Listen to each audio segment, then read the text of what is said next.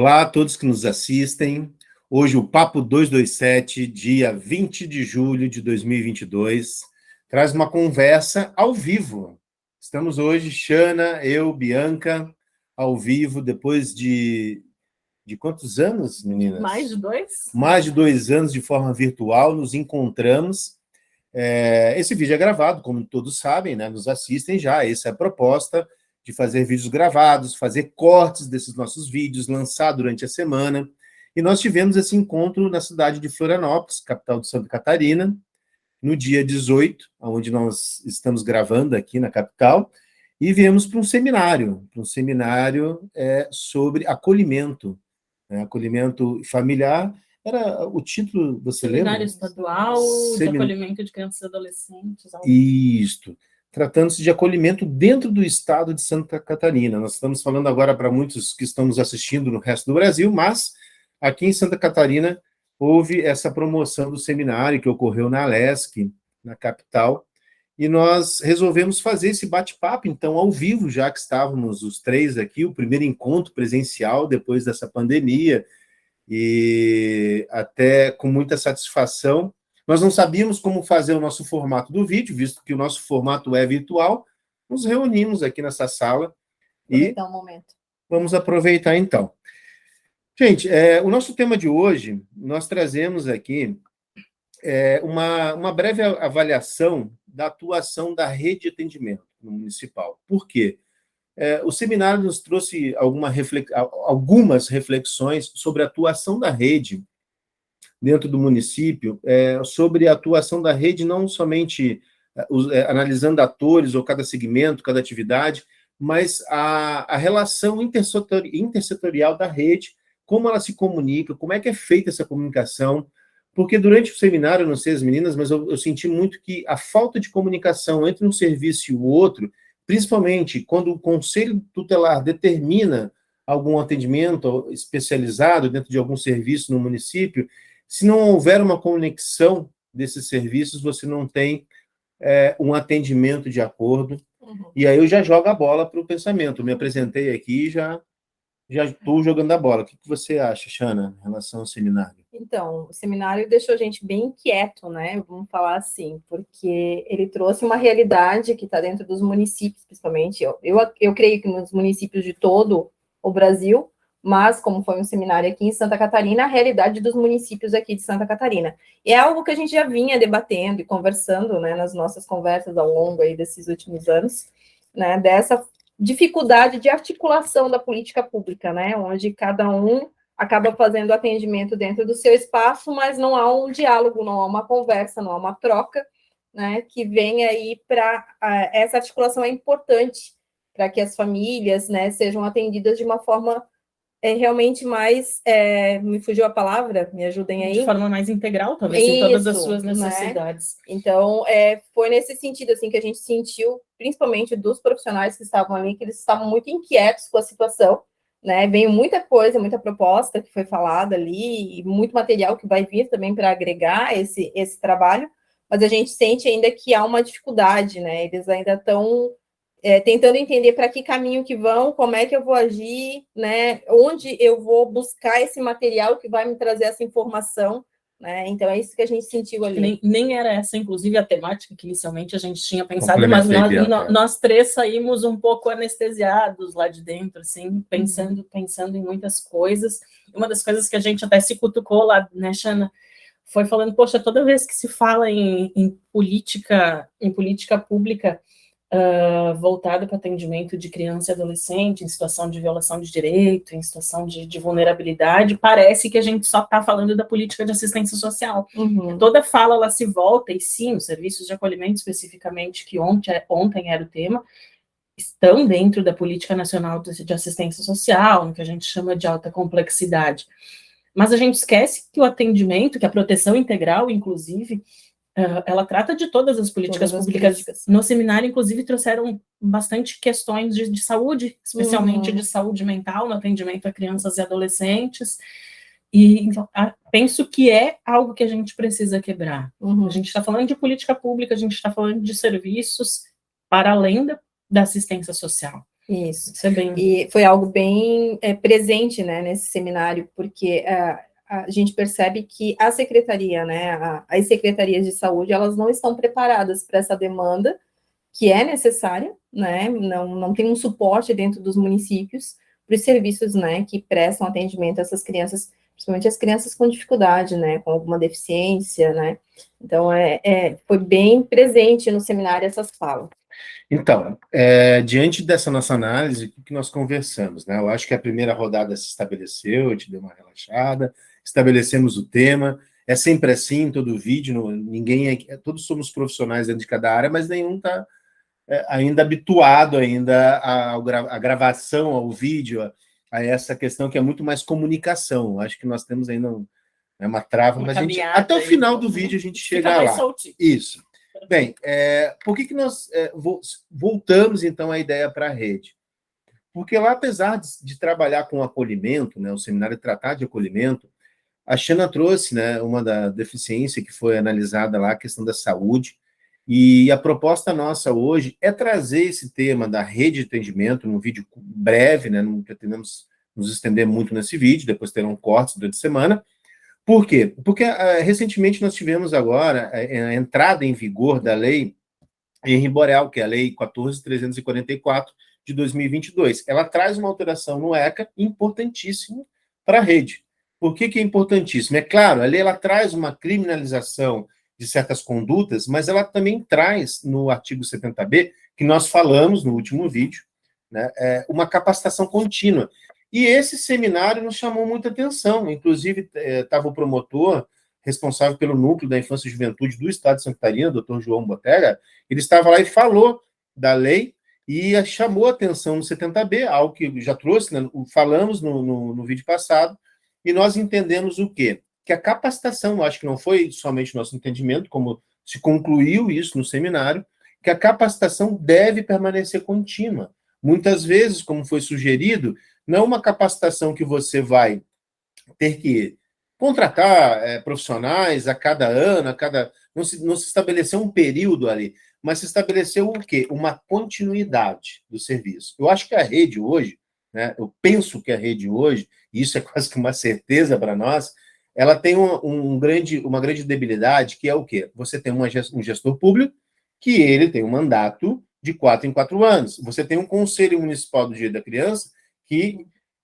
na maior parte dos casos, são de 2 em 2. Uhum. E que você tem ali gestores, um revezamento entre o gestor, a presidência, o comando do CMDCA sendo governamental e sendo, né, da sociedade civil. Então, você tem transformações em períodos muito curtos e mudança de muitas pessoas nesse trabalho. Isso daí faz com que aquele grupo, aquela equipe que se capacitou, daqui a pouco a mãe não vai estar ali composta dentro do que você precisa. No CMDCA, defendendo política pública, né, fazendo a análise da política pública local, no que tange a criança e adolescente, e dos serviços, na questão, muitas vezes, da coordenação que se estabelece, um fluxo de atendimento. Uhum. E aí eu trago já para nós entrarmos no assunto que a atuação da rede, ela parte da onde? Ela parte do Conselho Tutelar, onde tem a maior parte das demandas. E o Conselho Tutelar, como nós vimos no outro vídeo também, ele encaminha para os serviços municipais. No momento, por exemplo, que eu tenho um Conselho Tutelar atuante, que faz um encaminhamento para um CRAS, né? A gente até brincou hoje, quem faz? Conversando antes de começar aqui, sempre é o CRAS, sempre cai tudo no CRAS. Uhum. E o que o CRAS faz daqui a pouco? Vai fazer um outro encaminhamento, porque daqui a pouco, dentro daquela família, vai precisar de um serviço de saúde, vai precisar de um CAPS, vai precisar de um serviço, de um atendimento psicológico, psiquiátrico.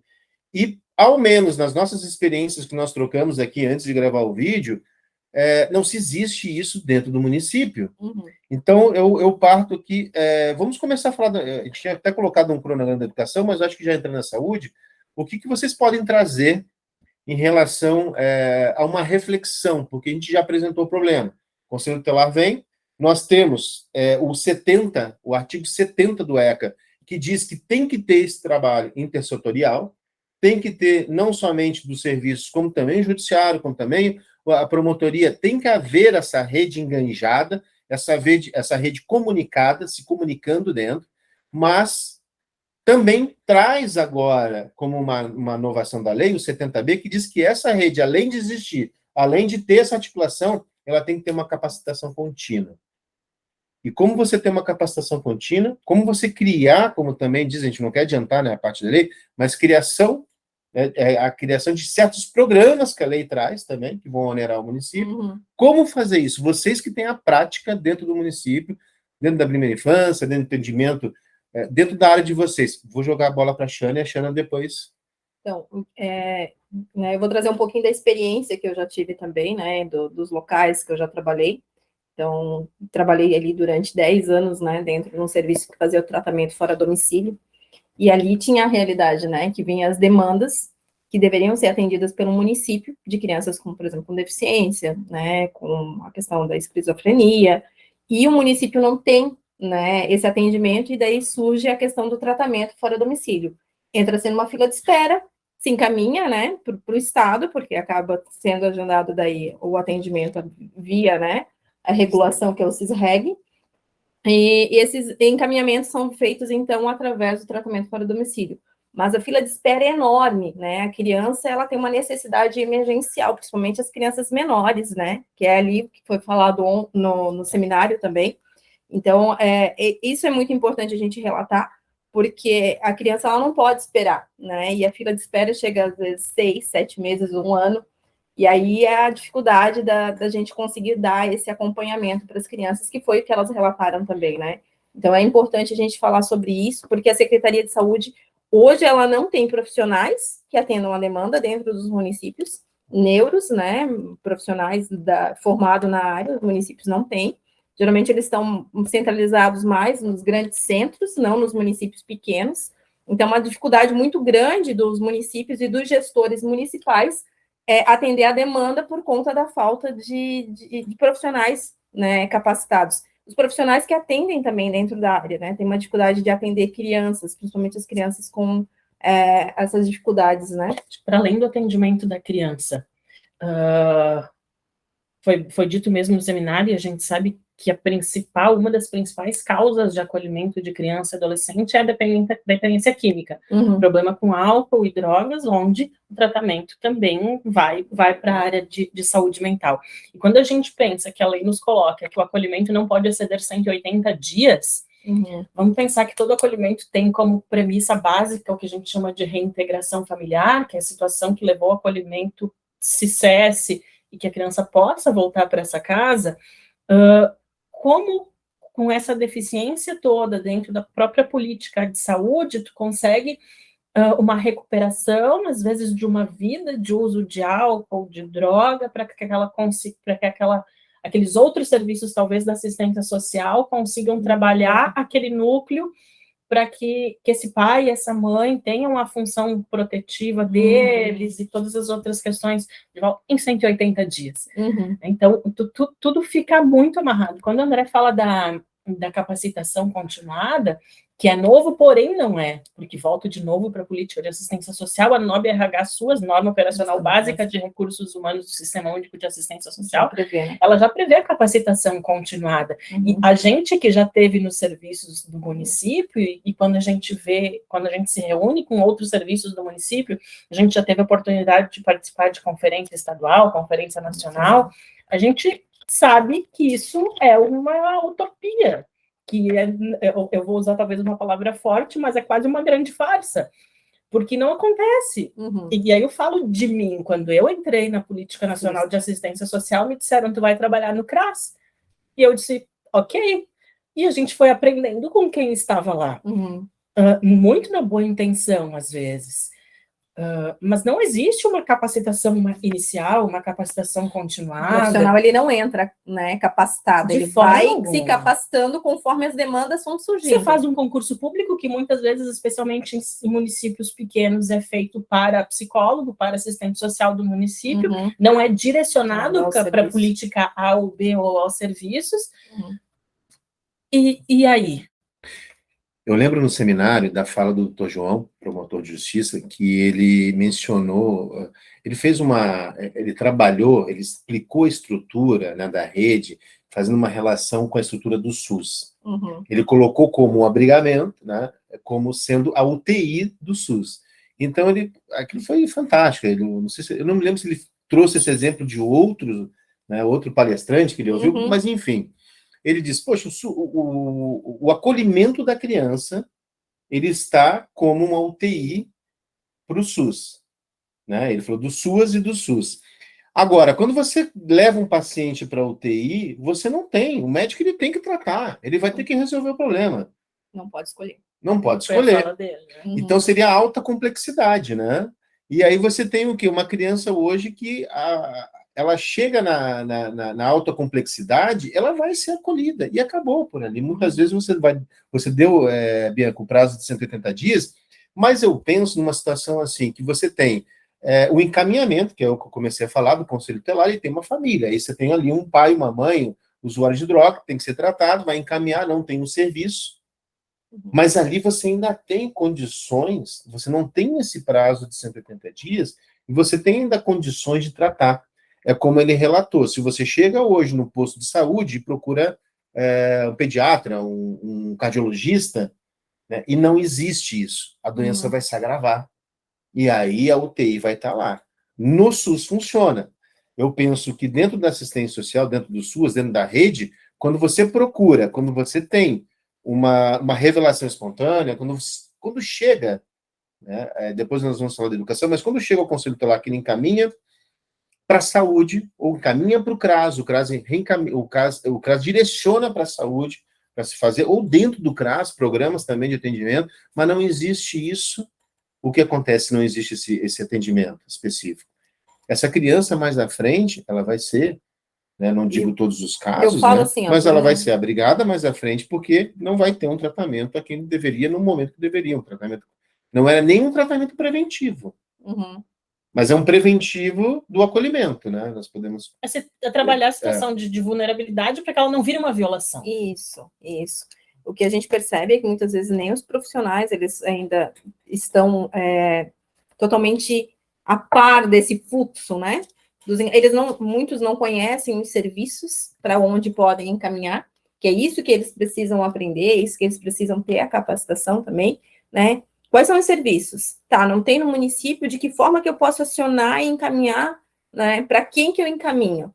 E é essa dificuldade, né, que a gente percebe da individualização, né? Eu só conheço o que é meu, né? Eu me aproprio daquele espaço somente, comunicação, né? Não me comunico. E foi também o que ele trouxe, né, no seminário, essa fala, né, que a gente tem que ter um diálogo, a gente tem que conversar, a gente tem que debater com um colega do outro serviço, né? Eu sou saúde, ele é assistência, mas tem que ter um diálogo. Ou mesmo a intra-rede, né, da assistência social. Hoje se tem muito entendimento a partir do momento que a criança é acolhida.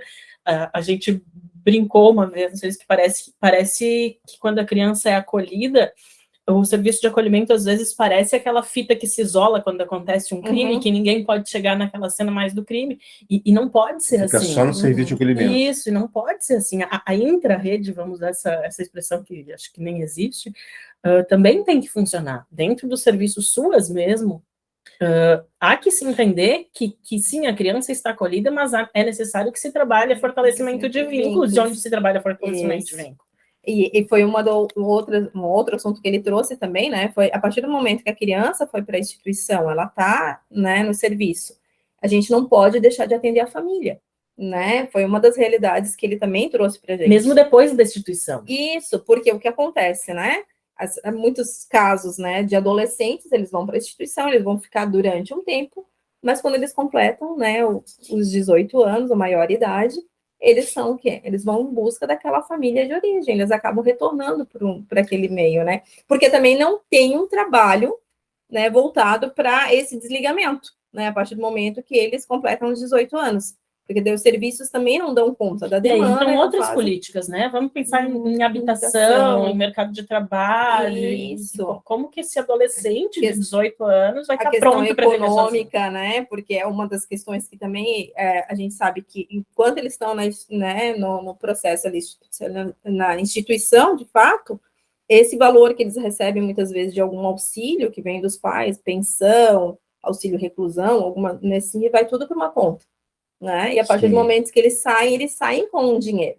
Mas nunca foi trabalhado com eles a questão financeira. Educação financeira. Né? E quando eles saem, porque foi uma realidade que eu já trabalhei, né? Que eu já tive, eles saem, eles acham que eles estão ricos, eles têm muito dinheiro, e eles gastam, né?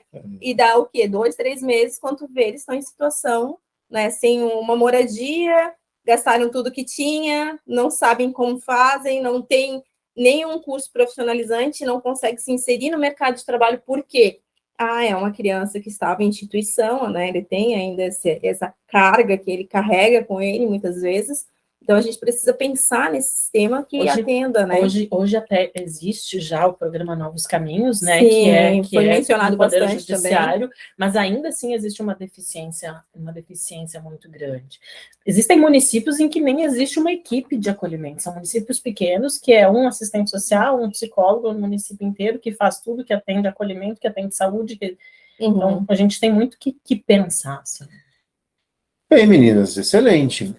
Mas eu trago para nós trabalhar ainda o assunto, mas abrir mais uma conversa, mais um papo sobre o acolhimento, sobre o outro aspecto, porque nós vimos essa questão da conta bancária, da reserva, da preparação para o desacolhimento por questões de maioridade, né? Vai chegar a 18 anos. Agora eu pergunto a prática, né? Na prática, o que acontece? Bianca, você que está, não sei se a Xana trabalhou tanto com acolhimento, tantos anos, também trabalhou. A prática que eu quero ouvir de vocês é se a prática realmente, a gente sabe que tem um déficit, aquela criança que foi institucionalizada, aquela criança não, vamos colocar um adolescente, porque muitas vezes o entendimento de uma criança, quando é nova, ela consegue adoção. Agora, adolescente, nós sabemos que não tem a chance e daqui a pouco, se nós formos colocar uma idade, colocarmos uma situação fática de um adolescente de 13 anos, ele vai permanecer durante 5 anos, não vai ter adoção, e vai sair de lá, já tem toda uma bagagem, como você falou, achando uma carga, vai sair de lá, não vai conseguir uma profissionalização, e aí eu pergunto, eles procuram uma família? Vocês têm um índice? Porque eu não achei, até procurei esses dias um índice de não se existe isso, porque é um estudo que não se faz também, né? Mais um que não se dos faz. Dos egressos do serviço de acolhimento. E aí, por que eu estou chamando a atenção nisso? Porque ontem foi falado, né? Hoje foi falado, e sempre é falado de que você precisa não somente fazer o acolhimento, mas também tratar da família. E uma das coisas que eu queria trazer, já vou passar a bola e requerer essa resposta, é o quê?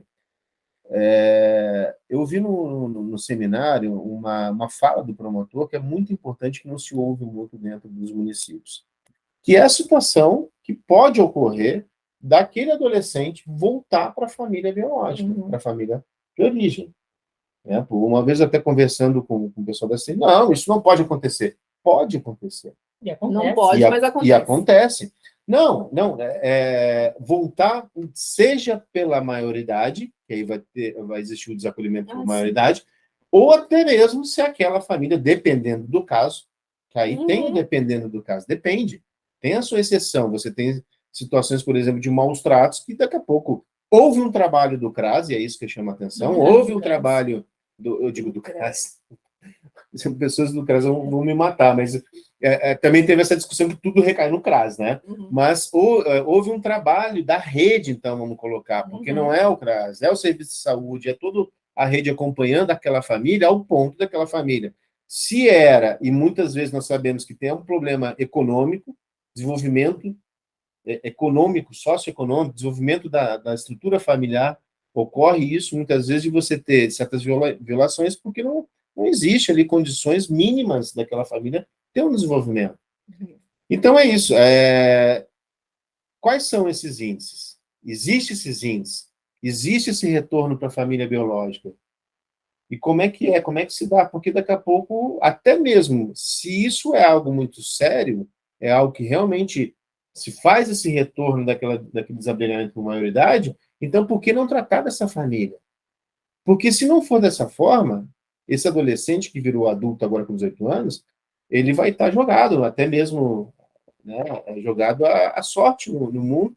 E você tem ali também as situações do SUS, que foi falado também no seminário sobre a República e tudo mais, que também são experiências práticas que nós vemos que não funcionam. É isso daí, Xana.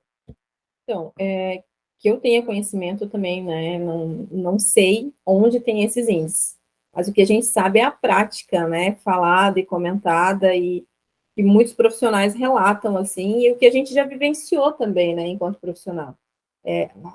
O adolescente, quando ele realmente atinge ali os 18 anos, ele se vê, né, muitas vezes, como eu falei inicialmente, ele vê a questão financeira, ele deslumbra algo, mas quando essa questão financeira acaba, ele acaba retornando para aquele meio, né, para aquela família. E o que a gente observa é que essa família ela não foi trabalhada durante esse período, né? Mas como tu também relatou, tem casos que as famílias elas conseguiram se estruturar, né? Que elas conseguiram retomar um fluxo, né? Que a gente fala mínimo, né? De sobrevivência e conseguem atender e acolher novamente esse filho.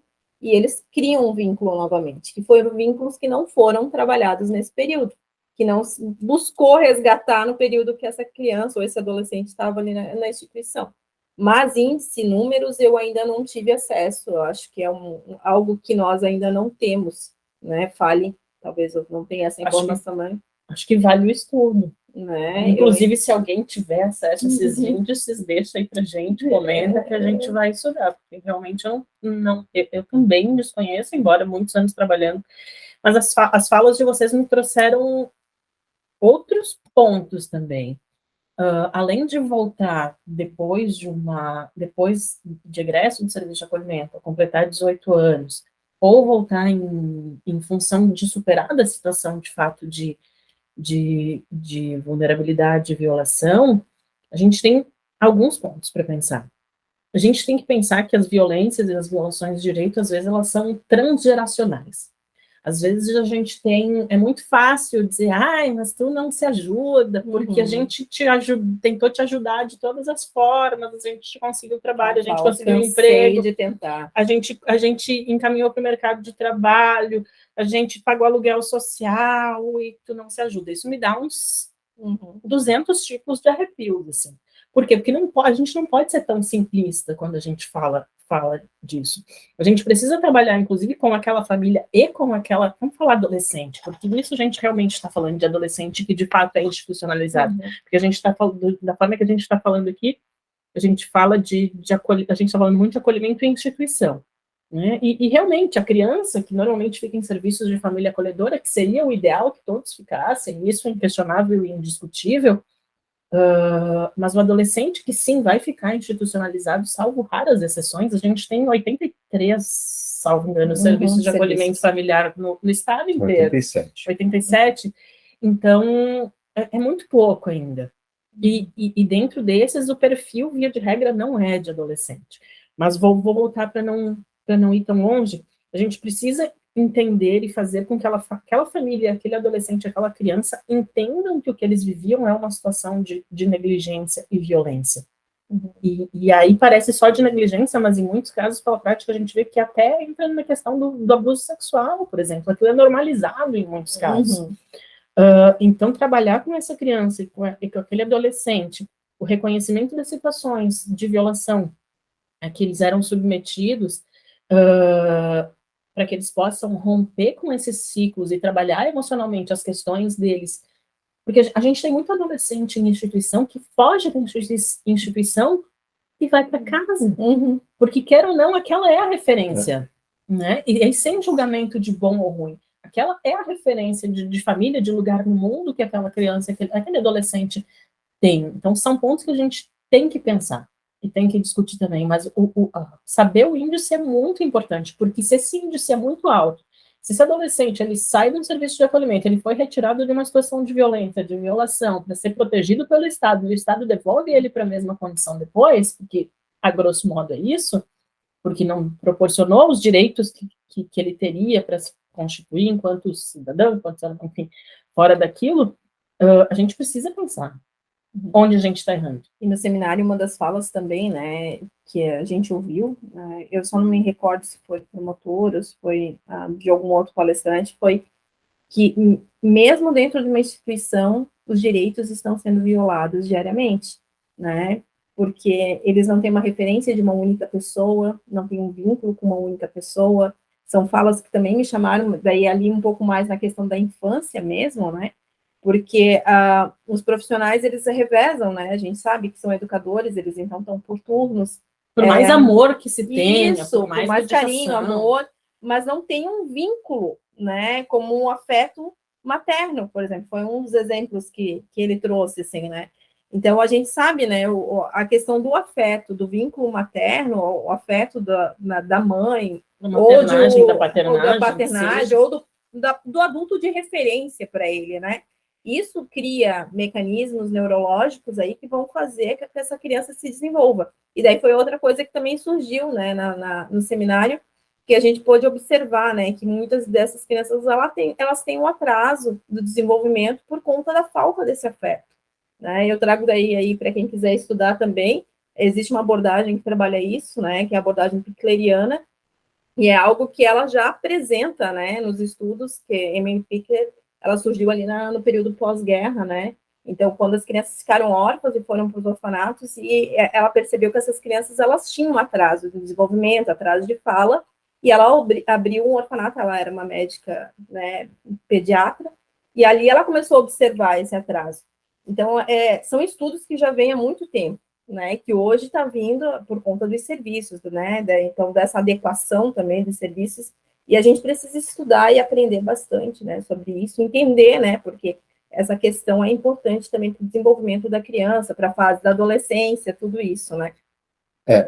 Você ia comentar? Eu ia mudar, meio que mudar de assunto pegando o gancho, mas vai. Não vamos mudar de assunto. Só para encerrar esse assunto que a China trouxe, que nós estamos lá dentro da rede. Nosso foco é a rede, mas ela traz, né, em resumo, o quanto isso prejudica, né? O quanto é prejudicial à criança, a falta de afeto, por isso que se buscou dentro do seminário valorizar a família acolhedora, divulgar, e eu acho que nós também, como canal, devemos fazer essa divulgação da família acolhedora, porque, claro, a gente abre o nosso canal dizendo garantidores de direitos, mas muitas pessoas aqui não sabem, por exemplo, que se tem programa de família acolhedora dentro do município, que se pode criar também programas dentro do município, e isso faz parte da rede. Claro que o CMDCA tem que trabalhar junto, mas é a rede toda trabalhando ali dentro. E voltando então, né, voltando para a articulação da rede, e dentro do assunto, e aí você pode entrar, porque a gente abre um outro papo, um outro papo dentro do papo, é da política da educação, é do serviço de educação. Eu sabia para onde eu ia, né? Eu sabia que você ia. E aí eu já vou te questionar direto, assim, para se levar ao assunto. Você tem na educação, dentro daquela criança, daquele adolescente acolhido, você não tem um tratamento diferenciado com ele dentro da educação, ou tem? Como é que se articula a educação? E a gente já está pulando, né? Você falou ali, está anotado, 180 dias, porque são os prazos para que possa ser tomada até uma providência de suspensão, de perda, de adoção, né? Tem que ser muito rápido, mas a gente está tratando aqui daquele caso do adolescente que não vai acontecer isso. Por quê? É claro que seria interessante que acontecesse a prevenção antes dele ser acolhido, né? Mas foi acolhido. E aí? Como é que é a articulação desse adolescente depois? Porque tu também trouxe bem, que fica ali, passa a fita e fica, né, segredos daquela criança. Existe articulação depois? Existe de fato conversa da toda a rede sobre aquela criança, aquele adolescente? Existem serviços que têm o pedagogo compondo equipe técnica, mas não todos. E eu penso que é uma função fundamental para que o pedagogo da equipe do serviço de acolhimento possa fazer essas articulações com a política de educação e fazer, inclusive, com que a escola, que vive o mundo da escola, que muitas vezes não é esse mundo de violência e de violação, e que, como a Xana disse, não tem a compreensão, de fato, das questões. A gente falou um pouquinho disso no outro vídeo também, que não é a realidade do dia a dia. Até para que essa escola, vamos falar a escola de uma forma geral, compreenda as especificidades daquela criança e daquele adolescente. A Xana acabou de falar, e era aí que eu ia entrar, que existe um atraso que é neurológico, às vezes, que é cognitivo, e tu, melhor do que nós, vai poder falar da importância do vínculo na primeira infância. São crianças que vêm, e a gente trabalha, às vezes, isso até quando encaminha alguma criança para adoção. Porque ele não reconhece letras, aí vem o laudo da escola. A criança de 7 anos não reconhece números e letras, logo ela precisa, sei lá, uma avaliação médica, porque existe algum problema. Há que se compreender no âmbito da educação que essa criança vem de um contexto que não é um contexto de estímulo, não é um contexto de afeto, não é um contexto de estímulo, eu digo, cognitivo mesmo, ou até mesmo de sentar e vamos fazer a tarefa. Nós 3 temos filhos. Brincar. O brincar é fundamental na primeira infância, para esse desenvolvimento. E aí a gente parte para um outro fenômeno, que é o fenômeno que está se começando a estudar também, que tudo hoje tem que ter um diagnóstico. Tudo é TOD, tudo é TDAH. Gente, vamos ver o contexto de onde essa criança veio. As questões, né, que estão por trás disso. Então, né? É muito simples tu olhar para uma criança com um problema de aprendizagem e colocar nesse indivíduo a responsabilidade pela dificuldade de aprendizagem dela. No meu entendimento, aí o meu entendimento, tu diagnosticar alguém, tu colocar um carimbo em alguém, e, às vezes, para o caminho da medicalização e de que tudo... Calma, vamos ver, vamos analisar esse contexto antes, e aí entrar, no meu entendimento, o trabalho da pedagogia dentro do serviço de acolhimento, porque se confunde muito, assim como acho que essa situação já é um pouco mais superada, mas ainda existe de se confundir o trabalho do psicólogo dentro dos serviços de acolhimento, que não é um trabalho clínico, assim também o pedagogo, e o pedagogo é muito mais novo dentro desse universo. O trabalho do pedagogo dentro dos serviços de acolhimento não é um trabalho de alfabetização, de reforço escolar, que acontece em muitos serviços. Ele é exatamente o trabalho de mediar essas questões, e ver as potencialidades que existem ali e ter esse diálogo e essa conversa com de levar essa realidade desse adolescente, dessa criança para dentro da escola, né? Porque ele está dentro da instituição, ele sabe, né, o contexto, o que aconteceu, né, no histórico dessa criança, desse adolescente, esse profissional, ele vai levar essa realidade, né? Lógico, não expondo, né, a criança ou adolescente, mas ele vai levar isso lá para a escola, para que também faça com que esses profissionais compreendam o porquê, né, desse atraso, porque para que essa criança também não sofra nenhuma forma de discriminação, né, dentro desses espaços. Né? Eu acho muito... Para mim, uma das grandes violações, e aí me julguem, mas uma das grandes violações para mim é tu fazer criança acolhida fazer cartãozinho de Dia dos Pais e Dia das Mães. Mas isso tu não pode tratar uma criança como o clipe do Pink Floyd, The Wall, onde todo mundo anda na mesma esteira e sai do mesmo jeito. Mas hoje a gente já percebe que é algo que está sendo muito trabalhado nas escolas, né? Que o Dia das Mães, Dia dos Pais, né? Algo que está sendo desconstruído. As escolas estão trocando isso para o Dia da Família, mas que quando tu fala em uma criança que está acolhida, também pega do mesmo jeito. Sim. Então, é reflexões que a gente traz, né? Porque esse também é o nosso papel aqui no Papo 227, trazer essas reflexões para que também profissionais que estão aí dentro da área da educação, profissionais dentro dos serviços, né, da rede em si, eles comecem a refletir um pouco sobre esse olhar voltado para essas crianças e esses adolescentes, né? Que não é um olhar de colocá-los na posição de vítima, Isso, de coitadinho, de forma alguma. Mas vamos aí readaptar, né? Porque então não é um espaço, em vez de ser o dia da mãe, o dia do pai, o dia da família, o dia da comunidade, né? O dia de trazer a comunidade para dentro da escola. Porque família é onde a gente vive, o espaço, né, que a gente convive, comunitário também, né? Então, sei lá. Trabalhar todos os tipos, né? Todos os então... tipos de família, inclusive a família que é filho. Bem, isso é um desafio para o educador. Sim. E para nós encerramos, então, indo no caminho do encerramento, já entramos no nosso último tema, trabalhamos a educação, trabalhamos a saúde, a assistência social também trabalhamos dentro dessa articulação da rede, e, como prometido, de forma superficial, de forma sintética nesse vídeo, porque nós estudaremos mais a fundo essa articulação dentro da nova legislação que entrou em vigor agora recentemente. Deixando o quê? Dentro do nosso papo aqui hoje, a prevenção, eu anotei isso, prevenção na educação. O trabalho preventivo na educação, como já viemos relatando, nós relatamos isso no dia a dia, costumo dizer que a educação são as mãos, os dedos de toda a rede, porque é onde se detecta o quê? A violação. Nós trabalhamos falamos hoje aqui sobre até a possibilidade da família ser trabalhada, oferecer um tratamento para aquela família violadora, na qual se tem uma suspensão do poder familiar, e aquele adolescente voltar, poder até ter na hipótese de... É claro que nós não estamos falando de uma situação de violência sexual ou coisa parecida, mas nós estamos falando, por exemplo, de maus tratos. E a gente vai tratar isso no próximo vídeo também, que os índices de maus tratos em relação aos índices de violência sexual são 3 vezes menos.